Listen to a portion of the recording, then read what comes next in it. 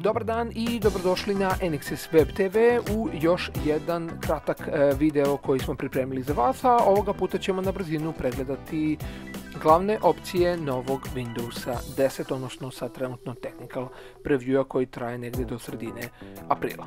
Krenut ćemo odmah sa prvom zanimljivom opcijom, a to je Arrow Snap opcija, kao što vidite ovdje, a to je slaganje prozora jedan pored drugog, tako da ćete moći da otvarate i više prozora od ova 4 na primjer ili 5 i svaki ćete moći da podesite kako će izgledati, koja dimenzija će biti. Sljedeća zanimljiva opcija je Task View, a to je da ćete moći da imate više desktopova poređenih jedan pored drugog, tako da ćete na svakom moći da otvorite određene prozore, evo kao što vidite sada ovdje. Znači otvorite ovaj i onda kad želite preći na drugi desktop, pritisnete Task View i pređete na potpuno drugi desktop, kao što vidite ovdje kako je to prezentovano. Veoma zgodna opcija u svakom slučaju. Ono što je još bitno, a što nismo uspjeli da pokažemo u ovom videu, to je Spartan novi pretraživač. To ćemo možda pokriti u nekom od narednih videa. Veoma interesantan, naravno podrška za DirectX 12 koji stiže.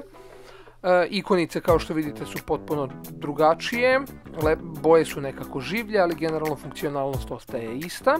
I naravno nezaobilazni start menu, ono što je glavna stvar bila što je falilo u Windowsu 8, sada je kombinovan Windows 7 i Windows 8 u jednom start meniju. Znači start menu iz Windowsa 7 je kombinovan sa Windowsom 8 kao što vidite ovdje. Znači s leve strane više Windows 7, a sa desne strane više Windows 8. Tako da ako volite jedan ili drugi, mislim da će ovo svakako biti veoma zgodna opcija. Također ubačena su i dva nova kodeka, FLAC za audio i HEVC kodek koji može da reprodukuje 8K video. Naravno ta tehnologija još dolazi, nismo to mogli još da testiramo, tako da ćemo da vidimo kako će se to pokazati. Naravno svi koji imaju Windows 7 i Windows 8 će moći besplatno da pređu na Windows 10, naravno to ste vjerovatno već čitali u vestima.